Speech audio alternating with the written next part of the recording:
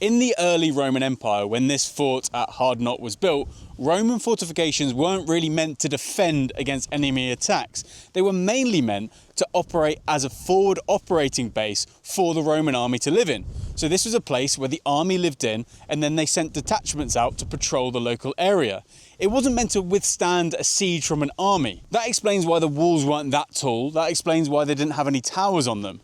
If you compare this to later Roman fortifications, like the forts of the Saxon shore, like Borough Castle again, or perhaps the famous walls of Constantinople, which are much, much taller, much more formidable, had much higher towers, they're totally different because they represented a change in the Roman ethos.